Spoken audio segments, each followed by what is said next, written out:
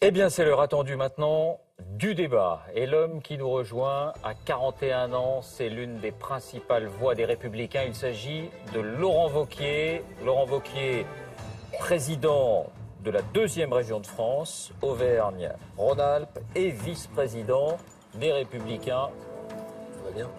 Bonsoir Laurent Wauquiez. Soyez le bienvenu. Merci. Prenez place. Que souhaitez-vous dire ou demander à Benoît Hamon? D'abord, si j'ai bien compris, je ne débat pas avec Hillary Clinton. Je suis pourtant très heureux. Excellente conclusion. Je suis pourtant très heureux de débattre avec vous. Moi aussi. Et je suis très heureux parce que j'ai de l'estime pour la cohérence de vos idées. Je ne les partage pas. On est en profond désaccord. Et je respecte cette cohérence. Ce que je voudrais ce soir, c'est qu'on puisse débattre notamment de thèmes de la laïcité et de l'immigration. Je pense que vous sous-estimez fortement les problématiques du communautarisme, les difficultés de l'islamisme intégriste et les problèmes posés par une immigration trop importante pour nos capacités d'intégration.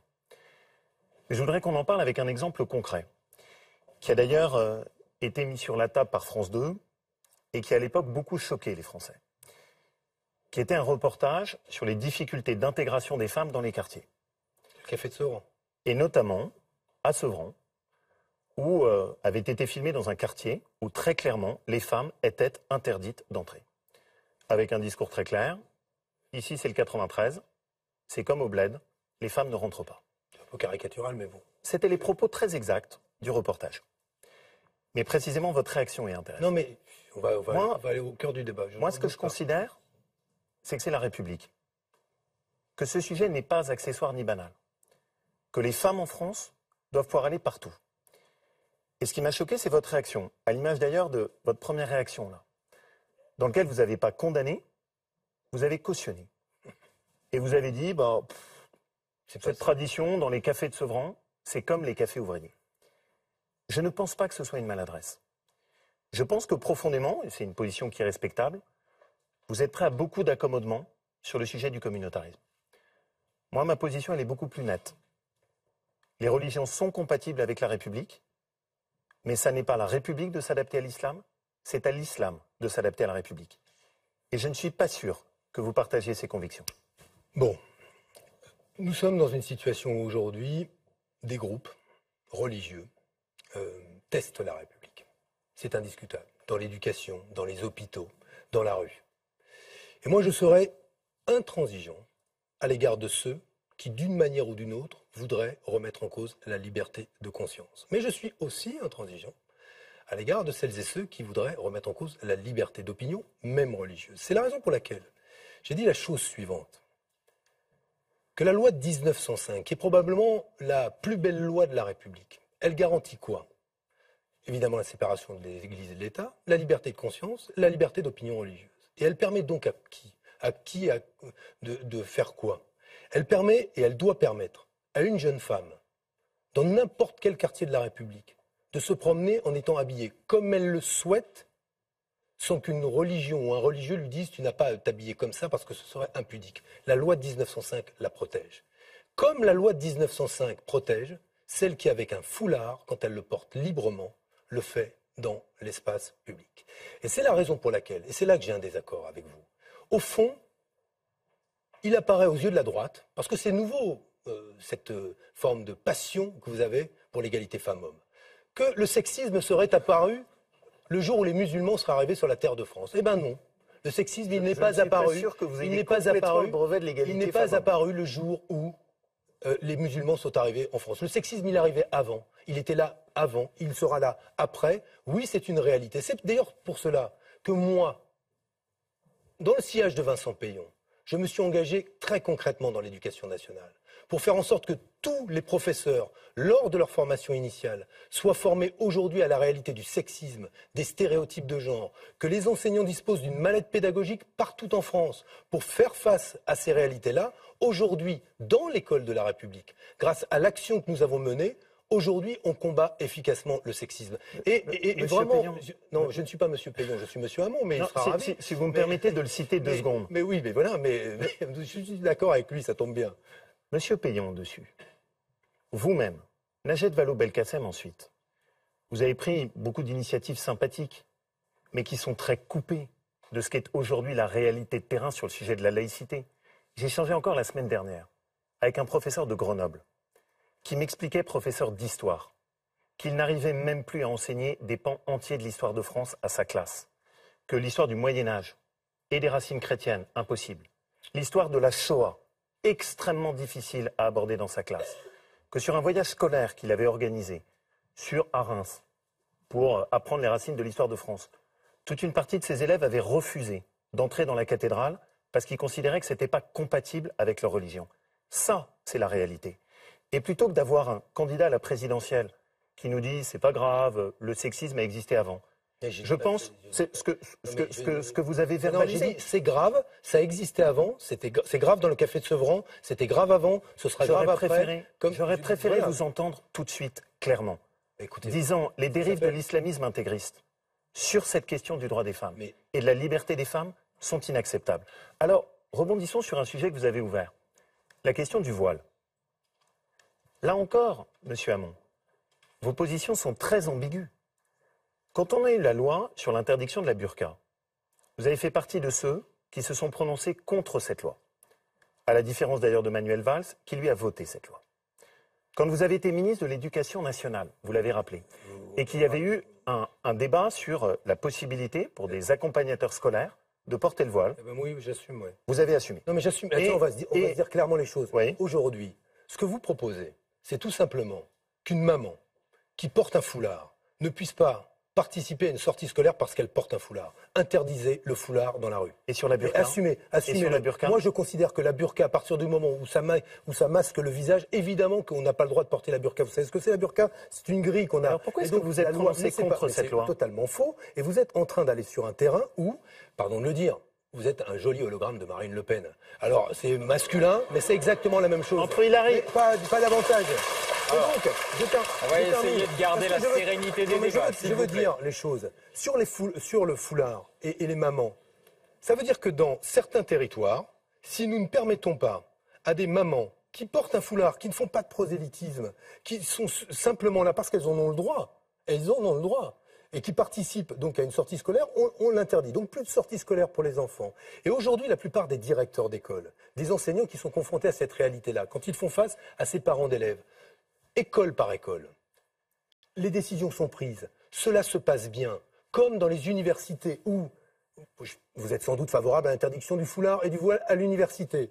Eh bien, à l'université, 30 présidents d'université disent quoi ? La CPU, il n'y a aucun problème d'ordre public. Pourquoi vouloir aujourd'hui interdire le port du foulard à l'université ? Mais, je vais vous dire... Pardon, d'un mot, sur la loi sur la burqa, vous vouliez répondre peut-être. Mais j'ai répondu. Je pense que M. Wauquiez, comme beaucoup d'autres, trouve que les musulmans sont bien quand ils ne sont pas musulmans. Eh bien, excusez-moi, la loi de 1905, elle donne la possibilité à un catholique, à un juif, à un musulman, à celui qui ne croit pas, d'être respecté de la même manière. Elle garantit la protection de celui qui croit et de celui qui ne croit pas. Vous remettez en cause, par vos propos, la loi de 1905, et je vous le dis, donc dites ici et assumez que vous allez remettre en cause et abroger la loi de 1905. D'abord, la première chose, vous me permettrez un peu d'humour. J'ai compris que vous n'étiez pas Hillary Clinton.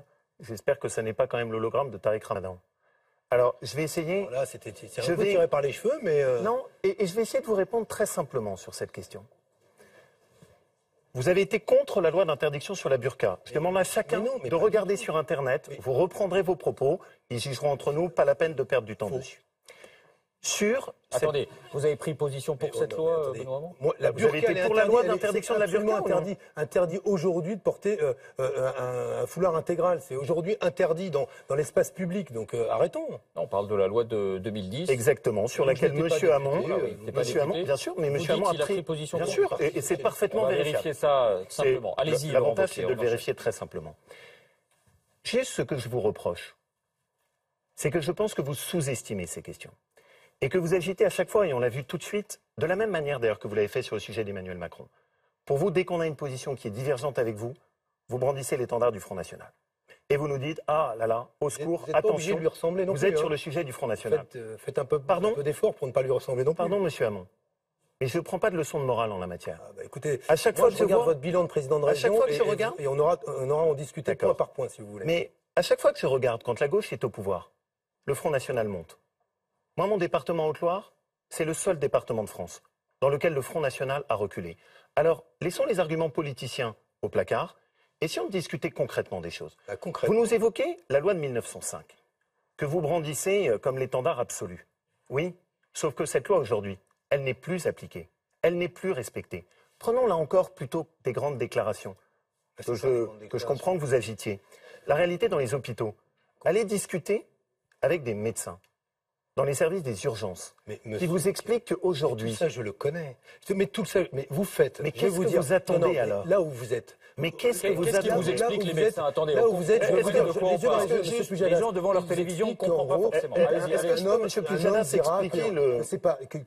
Un homme dira qu'une femme n'a pas été touchée par un médecin homme et lui n'a pas été touché par une médecin femme. Voilà, ça arrive. Je préférerais vous entendre là-dessus. Et je préférerais que vous ayez de l'énergie forte. Excusez-moi, moi je les connais un peu sérieusement ces dossiers-là. Et sur le nombre de cas qui sont concernés, on a effectivement aujourd'hui dans un certain nombre de services, notamment des urgences, des situations qui ont été difficiles, où les personnels hospitaliers se sont trouvés confrontés à des situations difficiles. Mais nous ne sommes pas dans une répétition générale dans tous les services des urgences de ce type de situation. Et que fait M. Wauquiez? Là encore, comme le Front National, il prend quelques exemples réels qui supposent aujourd'hui qu'on traite ces questions-là pour en faire une généralité. Et c'est là que c'est insupportable. Alors, vous êtes aujourd'hui, pardon M. Wauquiez, vous avez fait de l'attaque contre l'islam et les musulmans, quoi que vous disiez, un fonds de commerce électoral. C'est votre fonds de commerce électoral. Et je vous le reproche parce que vous appartenez à un parti qui s'appelle Les Républicains. Je trouve qu'il y a une forme d'affaissement de la démocratie, à vous avoir entendu parler de la cistana comme un cancer, à vous voir aujourd'hui être sur les musulmans aussi obsédés par cela, là où il y a un sujet sérieux. C'est l'islam radical. Ça, c'est sérieux. Vous confondez, sérieux. Mais vous confondez. Parce qu'il y a l'islam radical, vous n'avez pas le droit de faire un amalgame avec tous les musulmans. Vous confondez quelque chose qui est très grave dans votre approche et qui aboutit à la négation de la réalité, que Elisabeth Badinter a très bien dénoncé. Dans lequel elle a dit ce qui est extraordinaire en France, c'est que quand on parle de l'islamisme, vous avez immédiatement un certain nombre de figures de gauche, dont vous êtes l'incarnation, respectable, qui brandissent immédiatement, et vous l'avez fait tout de suite, l'étendard de l'islamophobie ou du racisme pour interdire le débat. Je vais aller jusqu'au bout de mon idée. Je pense que vous faites une profonde erreur. Vous êtes paranoïaque en plus. Il y a, décidément, vous êtes sympathique. Il y a beaucoup de musulmans en France aujourd'hui, qui sont les premiers à subir cet islamisme intégriste et qui sont les premiers à attendre des élus de la République qu'au lieu de fermer les yeux sur ces comportements, comme vous l'avez fait en réagissant sur les cafés de Sevran, comme vous le faites sur le voile, est une énergie qui soit claire. Alors, vous me dites, pardon, vous me dites je fais des mauvais procès. Et vos propres amis ont beaucoup de doutes sur les positions que vous défendez. Votre député suppléant a lui-même dans Le Monde déclaré: Benoît Hamon entretient un flou qui m'inquiète sur le communautarisme. Malek Bouti, il n'est pas au Front National. C'est pas l'hologramme de Marine Le Pen. C'est un élu socialiste dont la détermination sur les questions d'intégrisme est connue. A indiqué qu'il vous trouvait trop proche d'une frange islamo-gauchiste qui reprend les concepts de l'islam. C'est pas moi, c'est Malek Bouti. Alors je sais qu'en ce moment c'est un peu compliqué. Est-ce qu'on peut vraiment... Juste sur ces sujets-là, et je le crois très profondément, je pense que votre vision de la France est une vision dans laquelle on peut faire des accommodements sur le communautarisme. Absolument pas. Ma vision de la France, c'est qu'on ne doit plus reculer et que la laïcité ne doit plus reculer qui vous amène face à à mettre des crèches dans les mairies, qui vous amène à faire quelques accommodements, comme vous reconnaîtrez. Bon, mais vous voyez, ce sujet, monsieur Hamon, est extraordinaire. Mais la laïcité version Benoît Hamon, c'est quoi? Si on interdit les crèches, et par contre on prend le port du voile, c'est ça votre vision, monsieur Hamon? Aucun problème, sauf que moi je vais vous dire une chose, là où ce que vous dites me choque profondément, c'est que vous êtes responsable aujourd'hui, avec ce qui s'est passé avec Nicolas Sarkozy, d'une mise sous tension de la société française dont nous n'avions pas besoin, là où nous sommes confrontés au péril à la fois terroriste et de l'islam radical. Il fallait y répondre, justement, en évitant de faire des amalgames. Vous avez choisi, vous, de vous attaquer non pas à l'islam radical, et vous vous trompez de cible, vous vous attaquez à l'islam. L'islam, c'est une religion. C'est une religion comme la religion catholique. C'est une religion comme la religion juive. Et dans la République, les hommes et les femmes qui sont catholiques, protestants, juifs ou musulmans ont droit à cette opinion religieuse, ont le droit de vivre librement cela. Et aujourd'hui, C'est ce droit-là que vous remettez en cause. Et non seulement vous le remettez en cause, donc vous remettez en cause un pilier de la République. Moi, la laïcité, c'est le principe auquel je suis le plus attaché, parce que c'est celui qui permet de faire vivre les 3 valeurs de la République que sont la liberté, l'égalité, la fraternité. D'un mot, je termine. Donc vous avez fait ce choix-là. Et ce choix, c'est la mise sous tension de la société française. Si nous sommes dans cette situation aujourd'hui, où le Front National prospère, mais c'est parce que vous n'avez passé votre temps à vouloir les ressembler. Vous leur avez servi un boulevard. Aujourd'hui, mais Marine Le Pen choque moins. Pourquoi choque-t-elle moins? Parce que vous avez repris ses propres mots, ses propres diagnostics, ses propres analyses. Je ne me moquais pas de vous quand j'ai parlé d'hologramme. Je crois véritablement aujourd'hui que quiconque aujourd'hui ferait ce qu'on appelle un blind test, écoutez M. Wauquiez, écoutez Mme Le Pen, mais on ne sait pas qui a dit quoi, on serait incapable de faire la différence. Dernière interpellation, Laurent Wauquiez. Monsieur Hamon, dessus, et je vais me permettre de vous citer une sourate du Coran. Je pense que vous faites une profonde erreur de diagnostic.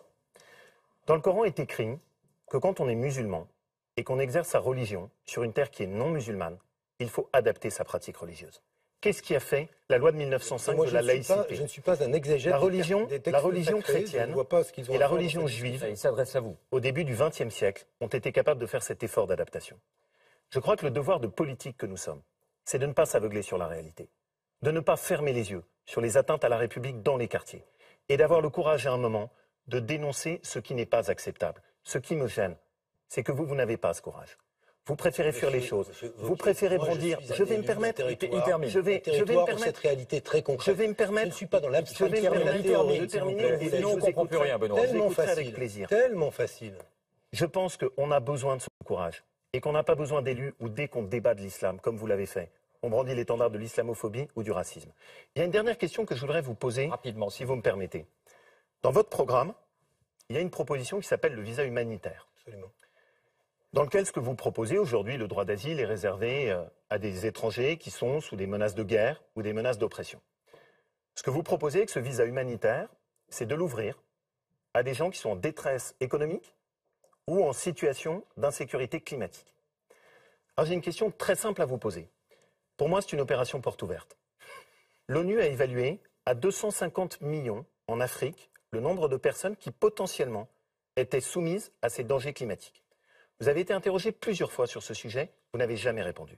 Vous êtes candidat à la présidence de la République, vous évaluez à combien le nombre d'étrangers supplémentaires que vous souhaitez accueillir par ce visa humanitaire?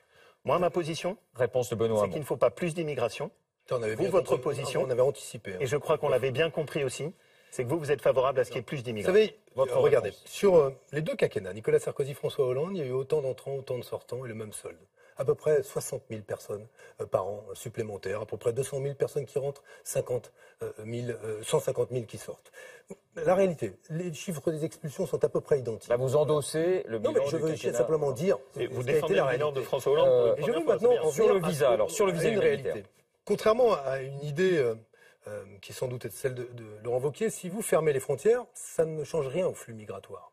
La réalité, c'est que dans tous les pays où on a fermé les frontières, les flux migratoires ont été maintenus. La différence, c'est qu'ils sont devenus clandestins.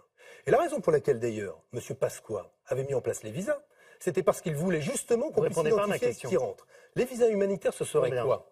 C'est pas de combien, mais monsieur. c'est quand même- mais moi, je ne fais pas des comptes sordides Mais avec vous avez des êtres, déjà répondu des hommes. ça. Mais Vous non, avez déjà fait mais cette monsieur réponse à Wauquiez, chaque mais fois. c'est insupportable. Vous les faites de la téléspectateurs comptabilité, qui vous ce sont écoutent. des êtres humains. Mais c'est quand même une question de savoir et je vais vous qu'est-ce dire- qu'on est capable d'accueillir et d'intégrer dans notre pays. Alors, Je il vous vous pose répond. On a le droit à une question. réponse. Allez-y, Je vous pose Benoît une question. Êtes-vous chrétien? Catholique? Mais pardon, Non, mais je puisse vous poser cette loi de question. laïcité, Non, mais je n'ai pas l'intention de d'accord. répondre sur ce plateau parce que ça n'a rien à voir. D'accord. Mais en Le tout cas- sujet qui vous est Oui, mais posé, l'êtes-vous? sur les visas Vous voulez pas humanitaires, répondre? sur les Je- visas humanitaires, Non, mais- est-ce que vous êtes favorable ou non? Je suis favorable. Je vais vous dire Est-ce que pourquoi je vous peux pose savoir ça. combien? Mais je suis favorable à ce que vous demain, répond. plutôt que de Allez. mourir dans la Non, il Méditerranée, n'y a pas de réponse. on puisse permettre à des hommes et des femmes Et c'est- de venir, quand ils fuient aujourd'hui le désordre, les conflits Et et, combien la de mort, personnes, mais monsieur pas Hamon? combien? Comment anticiper ce genre de chiffres? Mais c'est- impossible. Je vous dis simplement, Vous êtes qu'en tout candidat cas, moi, je à me l'élection reconnais, monsieur présidentielle. Wauquiez, dans Vous l'encyclique proposez une du proposition pape et vous n'êtes François. pas capable de répondre. Je Il me vous reconnais dans répond. l'encyclique C'est du quand même pape désolant. François qui se tourne vers des hommes comme vous, le pape François, et vous dit à vous, honorez ce qu'a toujours été l'hospitalité des pays dans lesquels vous vivez. Souvenez-vous de ceux qui ont émigré et ont connu une terre d'accueil ailleurs. Faites en sorte que ceux qui fuient la misère, à ceux-là, vous leur tendiez la main et vous ne regardiez pas leur nationalité avant. Monsieur Wauquiez, voilà une belle parole européenne. Je suis désolé que ce soit moi qui vous la donne. On s'arrête là, Laurent Wauquiez. Juste un point. Rapide, très rapide. Très rapide. D'abord, il n'y a pas eu de réponse à ma question. Parce que c'est impossible de dire combien de personnes vont vouloir venir. Les Français sauront que vous faites une proposition. Les Français sauront qu'effectivement, on s'arrête là. Laurent Wauquiez, merci, s'il vous plaît. La grande générosité, Laurent Wauquiez, c'est de se battre dans leur pays pour faire en sorte que le développement soit possible là-bas. C'est une vraie différence. François, il s'adresse à vous comme élu. On a compris votre position. À vous comme élu, qui venez de faire une mesure en plus sur des clauses dans les marchés publics pour obliger les gens à parler français. Heureusement que pendant les années de reconstruction, on l'a pas fait parce qu'on ne parlait pas beaucoup français. C'est terminé pour ce débat. Merci d'avoir débattu. On dirait que c'était un échange assez courtois au départ. C'est bien un peu vigoureux à l'arrivée.